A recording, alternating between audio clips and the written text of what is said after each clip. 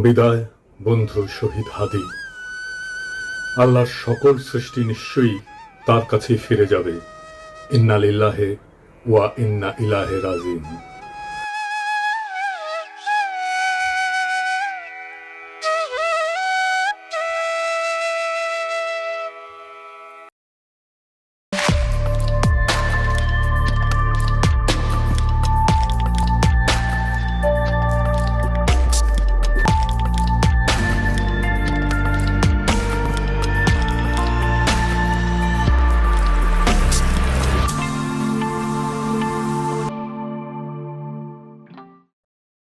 ফ্যাসিবাদ বিরোধী সংগ্রামে আমাদের সহযোদ্ধা বীর শরীফ ওসমান হাদি আমাদের এই পৃথিবীর মায়া ছেড়ে চলে গেছে। সৃষ্টিকর্তা তার শহীদ মৃত্যু কবুল করে তাকে জান্নাতের উচ্চ মাকাম দান করুন। হাদির শহীদ হওয়ার খবরের পরে সারা বাংলাদেশ শোকে বিহ্বল এবং ক্রোধে বিক্ষুব্ধ হয়ে উঠছে। চারিদিকে নানা ঘটনা ঘটছে। প্রথম আলো ডেইলি স্টারে আগুন দিয়ে ভস্মীভূত করে দেওয়া হয়েছে। ছায়ানটে আক্রমণ করা হয়েছে। 32 নম্বর যেটুকু অবশিষ্ট ছিল সেইটুকু মোটামুটি জয় বাংলা করে দেওয়া হয়েছে। বাঙ্গু সুশীল প্রগতিশীলরা একসাথে ঝাঁপে পড়েছে আমার উপরে। আমি নাকি এসব করাইতেছি। একবার এরা কয় পিনাকির ডাকে কেউ আসে না, আবার এরাই কয় আমি মব করিচ্ছি। কি বিচিত্র এই বাঙ্গু সুশীলেরা। অথচ আপনারা জানেন গতকাল পরিস্থিতি শান্ত করার জন্য আমি কি না করেছি। এমনকি ডেইলি স্টারের সাংবাদিকদের যারা উদ্ধার করছে তাদের সাথে সার্বক্ষণিকভাবে যুক্ত থেকে কাজটা সুচারুরূপে যেন সম্পন্ন হয় সেটা আমি দেখছি। প্রিয় দেশবাসী, ডেইলি স্টার অফিসে ভেতরে অনেক সাংবাদিক আটকা পড়েছে। আপনারা মেহেরবানি করে সেনাবাহিনীকে আটকে পড়া সাংবাদিকদেরকে উদ্ধার করতে দিন। আপনাদের অনুরোধ করছি, মেহেরবানি করে দয়া করে আটকে পড়া সাংবাদিকদেরকে সেনাবাহিনীকে উদ্ধার করতে দিন। হাদির পবিত্র স্মৃতিকে কলঙ্কিত আমরা না করি। সবাইকে আমি শান্ত থাকার আহ্বান জানাচ্ছি। সেনাবাহিনীর যে দল এখানে তাদের উদ্ধার করতে গেছিল তারাই বার্তা পাঠায় জানাইছে তারা উদ্ধার করতে পারতেছে না, আমি যেন সাহায্য করি। যাই হোক, তবে যদি কেউ বলে যে প্রথম আলো ডেইলি স্টারের আর ছায়ানটের বিরুদ্ধে অবিরাম ফাইট দিয়ে গেছি, আমি তাদের জয় বাংলা করার ইচ্ছা পোষণ করেছি, এটা সত্য। এর জন্য যদি আমরা দায় দিতে চায় দিতে পারে, ফেয়ার এনাফ, আমিও দায় নিতে রাজি আছি। তবে সাথে উদিসি আর সিবিবি জয় বাংলা করতে চাইছি, এবার হয় নাই, হবে ইনশাল্লাহ। আমি প্রত্যেকটা ইনস্টিটিউটকে অসংখ্যবার তারা কি কি আকাম করতেছে সেটা দেখাই দিছি। বলছি সংশোধিত হইতে হয় নাই। আমি প্রথম আলোর সামনে জিয়াফত করেছি, দাবি ছিল প্রথম আলোর ডেইলি স্টারের সম্পাদকীয় নীতি পরিবর্তন করতে হবে, করে নাই। তাদের শয়তানি চালায় গেছে। কয়েকদিন আগে ডিসেন্ট দেখাইলো কিভাবে জামাত, বিএনপি, হেফাজত আর আওয়ামী লীগের কর্মসূচিতে সহিংসতার ভাষা প্রথম আলোতে আলাদা আলাদা, পুরা ভাষা আলাদা। এক একটা সংগঠনের জন্য এক এক রকম ভাষা। আওয়ামী লীগের জন্য সবচেয়ে সফট, কোনো পরিবর্তন নাই। জিয়াবতে আমাদের পিটায় তাড়ানো হইলেও সে কি উল্লাস ডেইলি স্টার আর প্রথম আলো সাংবাদিকদের। তো এটা বলে মানুষদের মনে থাকে, মনে না থাকলেও আমরা মনে করাই দেব। এখন প্রশ্ন, ছায়ানটে কেন হামলা? ছায়ানট কি গান শিখায়? না, গান না। তারাই বলে মুক্তিযুদ্ধের চেতনা বিনির্মাণ ছায়ানটের লক্ষ্য। এটা তো আওয়ামী বয়ান তৈরির সফট পাওয়ার। এটা তো জনগণ চিনে। হাসিনা পলায় গেছে, এরা তো আগে সেই কাজ করে যাচ্ছে। 2024-এ 5ই আগস্টের পর ফ্যাসিবাদের বিরুদ্ধে কোনো কাজ করেছে এরা? করা লাগলো নি, করে নাই। 2025-এ পয়লা বৈশাখে তারা বলে বাঙালি জাগবেই, সবাই মিলে সুন্দর দিন কাটানোর সময় ফিরবেই, মানে এখন নাই, সার্থক হবেই মানুষ, দেশ, এই পৃথিবীকে ভালোবেসে চলবার মন্ত্র। মানে সময়টা চলে গেছে, আবার আপাচট করে ফিরে আসবে। এখন সবাই মিলে সুন্দর করে দিন কাটাইতেছি না, এই কান্নাকাটি ওদের থাকবে। এই গান তো করতে আসে নাই, রাজনীতি করতে আসছে। মাইক খাবে না? আমাদের হাদিও একটা কালচারাল ফ্রন্ট করেছিল, ইনকিলাব মঞ্চ, ওরা তো মাইরাই ফেললো আওয়ামী লীগের লোক। তার পাল্টা তো আপনাদেরটা ভাঙচুর হইতেই পারে, মাইনা নেন। আওয়ামী লীগ তো এতদিন একটা ভাব নিছে কি, গিলে করা পাঞ্জাবি পরবে, একটা পাশে চটি ব্যাগ থাকবে, সিথি করে চুল আঁচড়াবে, হ্যাঁ, এরপরে একটু রবীন্দ্রনাথ করবে, শান্তিনিকেতনী ভাষায় বলবে, অশুদ্ধ অশ্লীল একদমই বলা যাবে না। এই করে করে করে করে আসাদুজ্জামান নূর শুধু গণহত্যাই করবে না, তার গাড়ি বহরে যারা হামলা করছে তাদেরকে গুম করছে, খুন করছে। এই যে ছায়ানটি, এই যে উদিচি, এই পুরো গ্রুপটা, তাদের প্রোডাক্ট কারা? এই যে হুমায়ুন আহমেদের সাহেবের যে নাটক করতো আমির খসরু খসরু কি জানি খসরু ভুলে গেছি, স্বাধীন খসরু, ভাবেন 54 বছর বয়স এই স্টুপিডটার। মানে আওয়ামী লীগ যে কত বড় স্টুপিড হইতে পারে, ওদের সব গেছে। মানে ওরা এই দুনিয়ার সমস্ত নারী অধিকারের তো টেন্ডার নিয়ে আসছে, নারী অধিকার নিয়ে কথা বলবে, ওরা সংস্কৃতি কর্মী। এই যে একজন মহিলা উপদেষ্টা, তার ছবিটা পিছনে রাইখা যেই ভাষায় যা বলতেছে, এইটা তো ছাপরি বললেও হয় না, এটা দুনিয়া কোথাও নাই, এটা কোনো ক্লাসই নাই। মূলত আওয়ামী লীগ এই ক্লাসেই বিলং করে। তো আওয়ামী লীগ যে এই ক্লাসে বিলং করে, এইটা যাতে ধরা না পড়ে, এই জন্য তারা এইরকম গিলে করা পাঞ্জাবি, অনেক বুদ্ধিজীবী তাত্ত্বিক, এই যে তাদেরকে দিয়ে দিয়ে দিয়ে দিয়ে প্রচুর ভেগ কথাবার্তা বলাইতো। আপনি অর্ধেক বুঝবেন, অর্ধেক বুঝবেন না, আলো আধারি ভাষা, চর্যাপদের মতো, মানে বিরাট একটা তাত্ত্বিক ব্যাপার। এই বলে বলে তারা বাঙালি জাতীয়তাবাদের নামে বাংলাদেশকে টুঙ্গিপাড়ার কলোনি বানাইছিল। আমাদেরকে এখন যেটা করতে হবে, সেই কলকাতা এবং টুঙ্গিপাড়ার কলোনিয়ালিজম ভেঙে ঢাকার বাংলাদেশ গড়ে তুলতে হবে। আর বাংলা মানে আর এখন আর কলকাতা না, বাংলা মানেই বাংলাদেশ। এই স্বাধীন পরিচয়ের জন্য আমাদের দীর্ঘ প্রস্তুতি নিতে হবে, মনস্তাত্ত্বিক লড়াই, সাংস্কৃতিক লড়াইয়ের জন্য। আমি আশা করছি যে আপনারা সবাই যে যার পরিসরে, জুলাই শুধু বাঁচিয়ে রাখলে হবে না, জুলাইকে মাথা উঁচু করে বাঁচিয়ে রাখতে হবে, তাহলেই বাংলাদেশের স্বাধীনতা, সার্বভৌমত্ব বাঁচবে, বাংলাদেশ বাঁচবে। তাহাদিরা আসলে মারছে কে?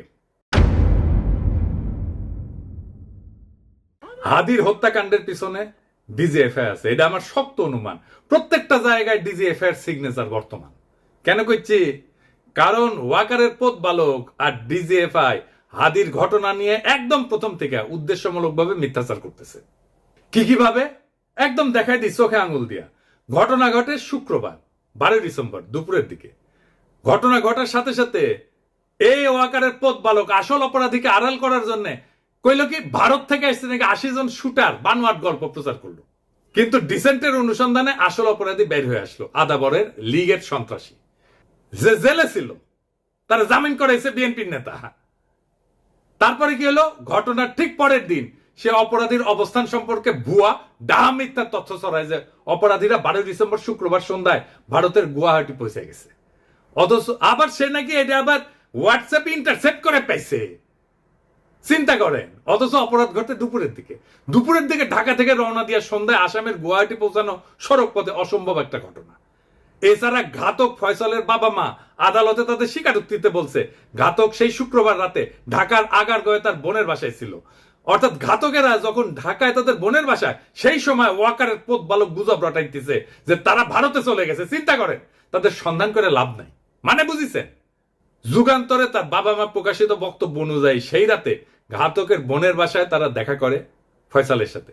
সেখানে আসামি শুটার ফয়সাল তার অবস্থান নিরাপদ মনে না হয় আগারগাঁও থেকে মিরপুরে যায়। পরে শাহজাহানপুরে আসামি মোহাম্মদ হুমায়ুন কবিরের ভাতিজা আরিফের বাসায় যায়। শুটার ফয়সালের ব্যাগ নিয়ে তার বাবা হুমায়ুন কবির একটা সিএনজি ভাড়া করে দেয় এবং সঙ্গে কিছু টাকাও দেয়। পরবর্তীতে আসামিরা তার ছোট ছেলে হাসান মাহমুদ বাবলু ওরফে রাজের কেরানীগঞ্জের বাসায় আসে এবং তারা জুরাইন থেকে 2টা মোবাইল সিম কিনে ব্যবহার করে। বাবা আমার বক্তব্য যেটা পত্রিকায় প্রকাশ হয়েছে, আমি ব্যানে করছি না, সেটা অনুযায়ী ঘাতক যে এখন ভারতে আছে এমন কোনো তথ্য নাই। ওয়াকারের পথ বালক প্রথম থেকে অপরাধীদের খোঁজাকে ভুল পথে নিয়ে যাওয়ার চেষ্টা করেছে না এবং নিরুৎসাহিত করেছে না যে চলেই গেছে, তো এখন আর খুঁজে লাভ কি? ওয়াকারের পথ বালক অপরাধীদের একটা ভুয়া সেলফি শেয়ার করে বলে গোয়েন্দারা নাকি তার ফোন ইন্টারসেপ্ট করে পাইছে। এইরকম আজগুবি দাবিকে কম্পিউটার ইঞ্জিনিয়ার হাস্যকর বলে ব্যাখ্যা করছে এবং কেন এটা মিথ্যা দাবি এবং অসম্ভব ঘটনা সেটাও ব্যাখ্যা করছে। তবে সফটওয়্যার ইঞ্জিনিয়ার তানভীর আহমেদ আরজেল সাইরের দাবি মিথ্যা উল্লেখ করে তাকে চ্যালেঞ্জ করেছেন। আইটি এক্সপার্ট তানভীর আহমেদ গণমাধ্যমকে জানান, একজন সফটওয়্যার ইঞ্জিনিয়ার হিসেবে বলছি, জুলকারনাইন সায়ের 100% ভুয়া তথ্য দিয়েছে। সে দাবি করছে অপরাধীরা অন্যের মোবাইলে সেলফি পাঠাইছে আর সেটা গোয়েন্দা সংস্থা ইন্টারসেপ্ট করে এই ছবি পাইছে। 2026-এ এসেও এই কথা বিশ্বাস করার মতো নয়। পথ বালককে বলছিল আইসে ডিবেট করতে, করে নাই। এই 3টা ঘটনা থেকে এটাই প্রমাণিত হয় যে ওয়াকারের পথ বালক আর ডিজিএফআই প্রথম থেকে হাদির ঘটনা নিয়ে আসল অপরাধীকে আড়াল এবং রক্ষা করার জন্য একের পর এক মিস ইনফরমেশন আর স্মোক স্ক্রিন ছড়ায় গেছে। এই ইন্ডিয়ার দালাল পথ বালক বাংলাদেশের জনগণের 1 নাম্বার শত্রু, বাংলাদেশের স্বাধীনতা সার্বভৌমত্বের শত্রু। তবে একটা কথা সবাইকে একটু বলি, একটু শোনেন। শহীদ ওসমান হাদির মরদেহ এখনো দেশে এসে পৌঁছায়নি। স্বাভাবিকভাবে আমাদের প্রত্যেকের হৃদয় ভারাক্রান্ত আবেগে বিক্ষুব্ধ।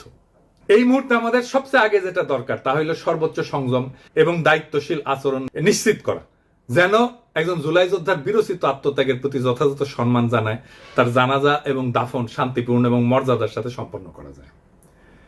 এমন সংবেদনশীল সময় পরিস্থিতিকে আরো নাজুক করে তুললে এটা হবে একেবারে বেপরোয়া এবং আত্মঘাতী, যার পরিণতি হবে গভীরভাবে ক্ষতিকর। এর তাৎক্ষণিক ফলাফল অনুমান করা কঠিন না, কিন্তু তা হবে ধ্বংসাত্মক।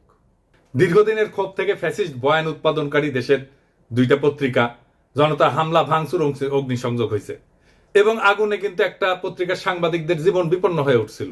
পরিস্থিতির যেন আর অবনতি না হয় মেহেরবানি করে সতর্ক থাকবেন। আমাদের তো সব কাজের দোষ। বিদেশি গণমাধ্যম চাইবে, ইন্ডিয়া চাইবে হাদির শহীদ মৃত্যুকে শিরোনাম না বানায় অগ্নিসংযোগ ভাঙচুরের দৃশ্যকে শিরোনাম বানাইতে। এটা ঘটলে আড়ালে পড়ে যাবে আসল এবং জরুরি সত্য, হাদির শাহাদাত, তার আদর্শ এবং যে শক্তির বিরুদ্ধে লড়াই করতে যেয়ে তাকে প্রাণ দিতে হয়েছে। আরো দুঃখজনক হইল গুলিবিদ্ধ হওয়ার পর সারা দেশে হাদিকে ঘিরে যে বিপুল ভালোবাসা, দীপ্ত আবেগ এবং নৈতিক সংহতির জোয়ার সৃষ্টি হয়েছে তা মারাত্মকভাবে ক্ষতিগ্রস্ত হবে। আমরা কোনোভাবেই হাদির আত্মত্যাগকে এইভাবে নষ্ট হতে দিতে পারি না।